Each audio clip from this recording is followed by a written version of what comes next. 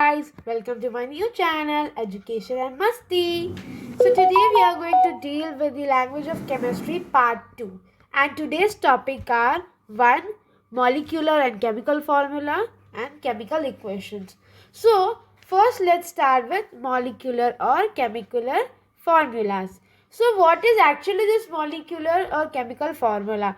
So it depicts the number of atoms. What it depicts? It depicts the number of atoms present in each of the elements or compounds.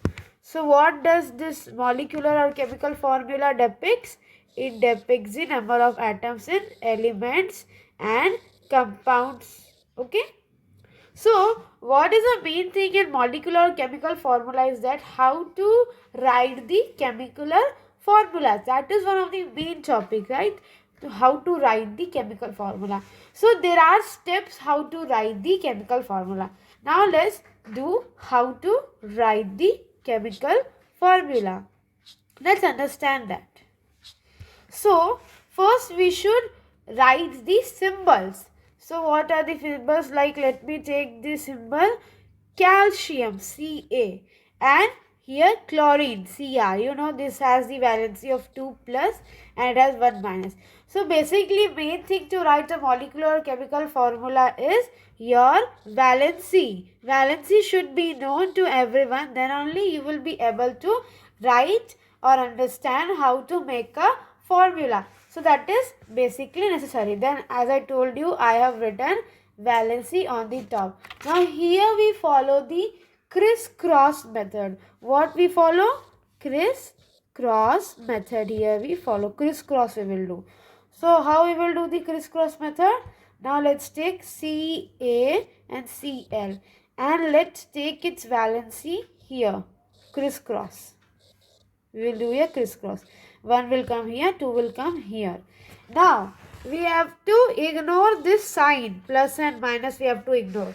And one thing that if we are crossing this 1, its valency is 1, then we have to ignore 1 also. What two things we have to ignore? We have to ignore the signs and we have to ignore number 1. So now, after ignoring, first let's write Ca. Now as I told you we have to ignore 1, so we will not write 1 here. It will be wrong. So how we will write then? We will write it CaCl. Then do we will read it like this only? No. Now what I told you, 2 we have to not ignore. 2 we have to write. That is not 1. 1 we have to ignore. But 2 we cannot ignore. So at the front of Cl we will write 2. So this is how we are creating formulas.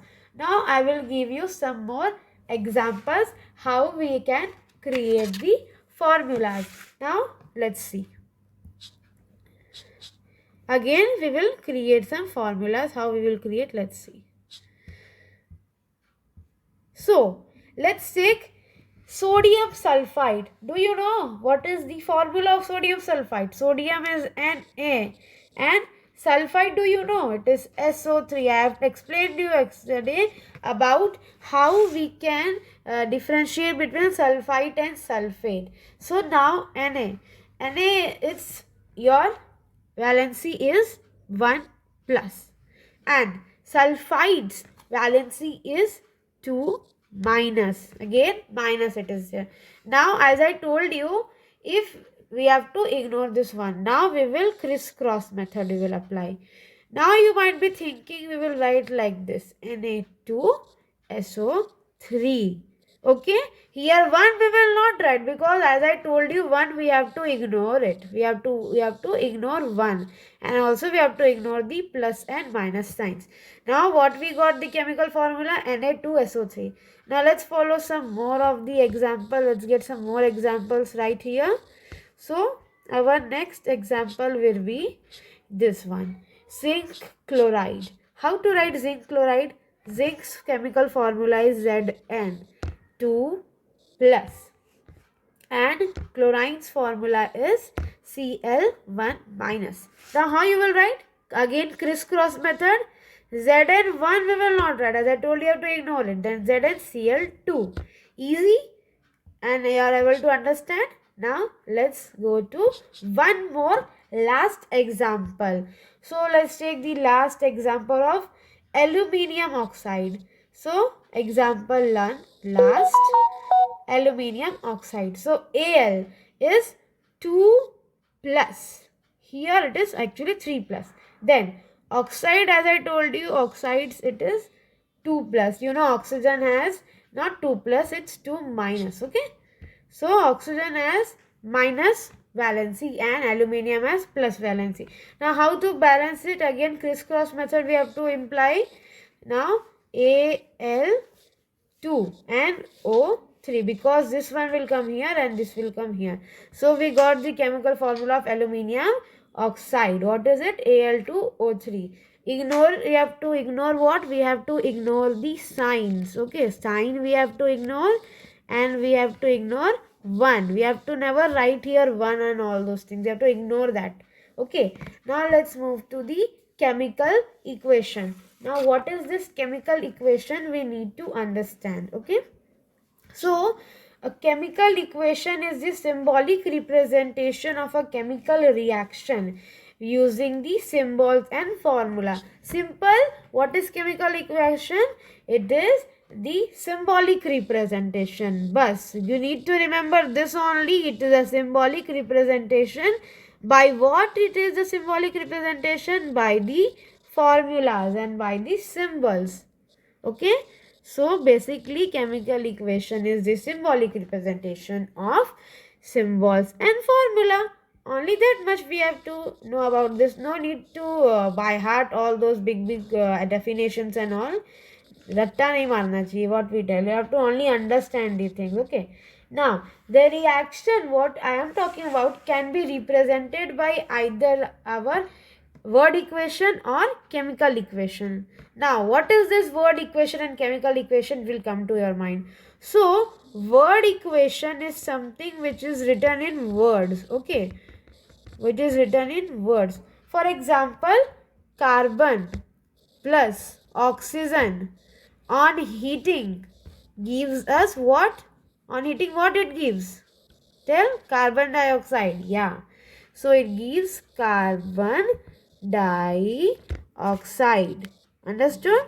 Now, that only if I will tell that I am writing it in chemical equation. So, how I will write in chemical equation? Now, let's see. If I am writing in chemical equation, then how I will write it? So, chemical equation. So, this only. C plus O2 on heating, what it gives?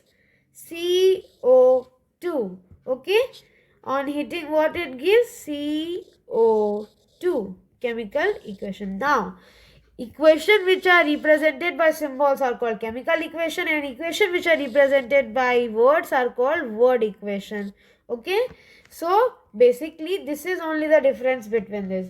Now what are the steps we have to include in writing our chemical equation? That is also necessary. If you will not follow these steps, equation will be totally wrong. What is the first thing? We have to add plus sign whenever we are doing it like this in a chemical equation on the product side. This you know now, this is product side, and this one is our reactant side. We know that this is our reactant side. We know that one. Okay, so product side is this and reactant side is this. So in product side we have to put plus, and if by chance if it is there in reactant side, then also we can put plus. How we can put? Let me give you an example again of this.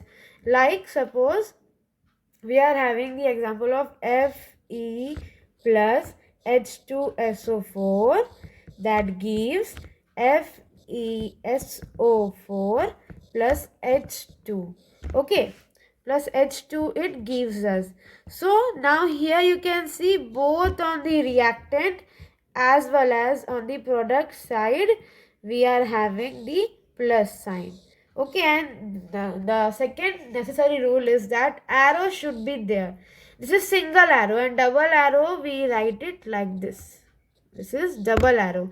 So double arrow is used when we can reverse the situation. When it is a physical change. In physical change we can reverse the situation. Therefore single and double arrow can be used like that. Now one of the most important thing is that now we have to remember what is this equations types. Now chemical equation is divided into two more types, that is skeletal equation and balanced equation. Now what is this skeletal equation? What do you mean by the skeletal equation? So skeletal equation is an equation which is unbalanced. So what is the short point for this? Unbalanced equation is called chemical equation. This one, skeletal equation.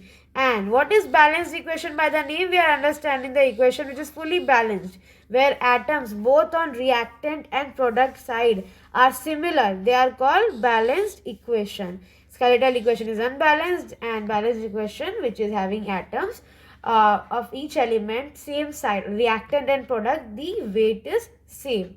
Now one question arises, why should an equation be balanced? Now let me give you the answer why should an equation be balanced.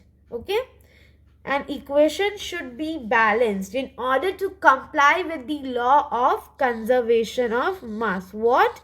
Law of conservation of mass. We have to comply with it. Therefore, we have to follow this law. Now, what does this law of conservation of mass say? That the matter is neither created nor destroyed in the course of chemical reaction. Therefore, we balance the chemical equation. And if we will not balance the chemical equation, then it would imply that atoms have been created or destroyed. Then we can say that the equation in this atoms have been created or it have been destroyed. Therefore, it is very much important to balance the equation in order to comply with the law of conservation of mass. Otherwise, your whole answer will become wrong. Now, what are the steps to balance an equation? Now, let me tell you what are the steps to balance an equation. I will tell you some of the formulas and how to balance them. Now, let's take some of the examples of balancing chemical equations. Okay, balance. Now let's start. So first question is NaNO3 gives NaNO2 plus O2, it evaporates. Now what is this? How we can do that? Now this is an unbalanced equation. First you need to keep in your mind that this is an unbalanced equation. Now first we have to check out the number of atoms here. Now here you can see the number of atoms. You can see here Na is correct, then N is also correct. Now O3 you can see here, and you can see here O2 and here O2. Here total on the reactant side the oxygen atoms are 4. Okay, atoms of oxygen are 4, and here atoms of oxygen are 3. So now we have to balance this necessary thing. How will we balance these things? So we will balance it with the following things. Now first we have to see here. Now let's put here 2, because you know that atoms here of oxygen are 3 and here it is 4. So here we will add 2. Then what will happen? 3 to the 6. Now here after this it becomes 6 atoms. After the new invention it becomes 6 atoms. Okay, after the new invention. Now here again 4 only it is present. Now let's add 2 here also. So 2 to the 4 and 4 plus 2 6. Now here also we are having the new one, that is 6 atoms, because if we will not add here 2, Na will also become unbalanced and N also, and O is already unbalanced only. So therefore what we get, that we cannot change this one.